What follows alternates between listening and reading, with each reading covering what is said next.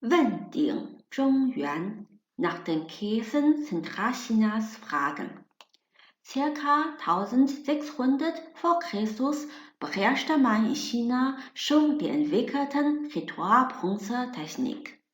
Nach einem Mythos ließ der erste Herrscher der Xia-Dynastie 9 riesigen dreifüßigen Käse aus Ritualbronze herstellen, die Ding hießen. Diese symbolisierten die 9 Regionen des chinesischen Gebiets, weshalb sie auch das Symbol der herrschenden Macht Zentralchinas wurden. Bei dem Dynastiewechsel von Xia zu Shang und von Shang zu Zhou und den Thronerben wurden die 9 Käse als das wichtigste Erbtum bei jeder Generation des gesetzlichen Herrschers bzw. des Himmelssohns weitergegeben. Man sagte, wer die 9 Käse besitzt, besitzt China. Während der Zeit der Frühlings- und Herbstannalen und der streitenden Reiche geriet China in den Zusammenbruch. Manche Fürsten und Könige strebten danach, den Himmelssohn zu substituieren. Daher geschahen manche Geschichten um die 9 Käse. Darunter sind die Geschichten von Chuzhuang Wang und Qin Wu Wang am berühmtesten.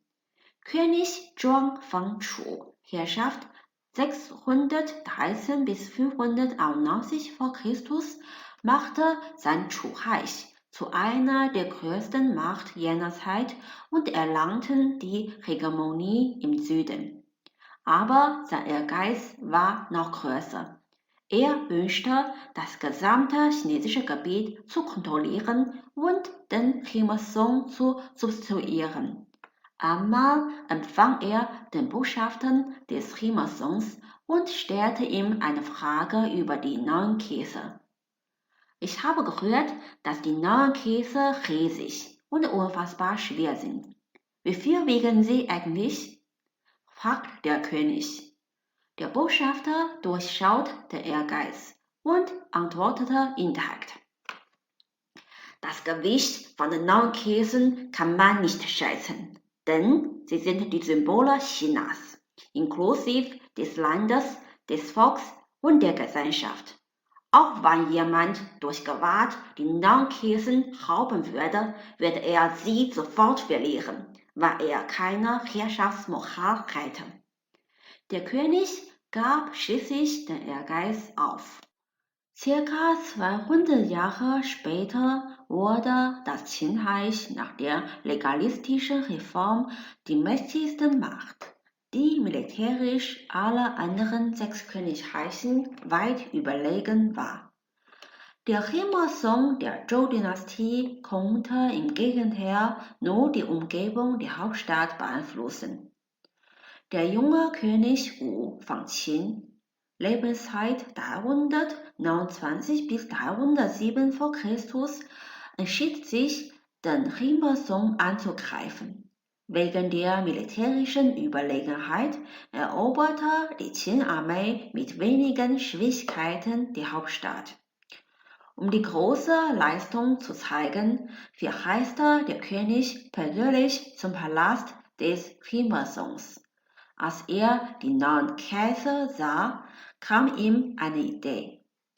Er war ein sehr kräftiger und talentierter Kämpfer, hatte auch einige exzellenten Gewichtheber als Anhänger. Er sagte zu seinen 3 kräftigsten Anhängern, damals hat Chuzhuang Wang nach dem Gewicht der 9 Käse gefragt. Möchten wir heute sie aufheben und die Antwort herausfinden? Die 3 Gewichtheber probierten dann nacheinander, eine Käse aufzuheben. Aber niemand schaffte es, das riesige Gerät mit eigener Kraft zu bewegen. Der König lachte und dachte, dass das eine gute Chance war, der Wert seiner Muskeln und die seines Reiches zu zeigen.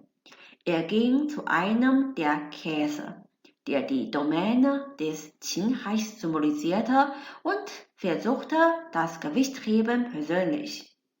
Er hob den Käse für ein paar Sekunden hoch und alle Anwesenden jubelten für die wunderbare Kraft ihres Königs. Aber gleich danach huschte der Käse aus seinen Händen, fiel auf den Boden und traf an den Fuß des Königs. Der König starb an Verblutung. Im Chinesischen beschreibt das Idiom Wending Zhongyuan nach den Käsen Zentralchinas fragen den Ehrgeiz für die Eroberung des Regimes. Im Zeitalter der diktatorischen Monarchie besaß der Herrscher im Namen des Himmels oder des Gottes alles im Land. Aber in der Wahrheit kann ein Land unmöglich einem einzigen Individuum gehören, sondern dem gesamten Volk. Das Zeit von 9 Käsen, die die chinesische Domäne symbolisierte, hatten deswegen unmessbares Gewicht. Es sollte nie individuelles Eigentum sein, sondern öffentliche Gelder aller Bürger. Die Versuche, das öffentliche Vermögen in eigene Tasche zu stellen, können sowohl dem gesamten Land als auch dem Täter selbst Desaster anbringen. Zahlreiche Machtgierigen in der Geschichte wie Chu Zhuangwang können höchstens danach fragen und träumen.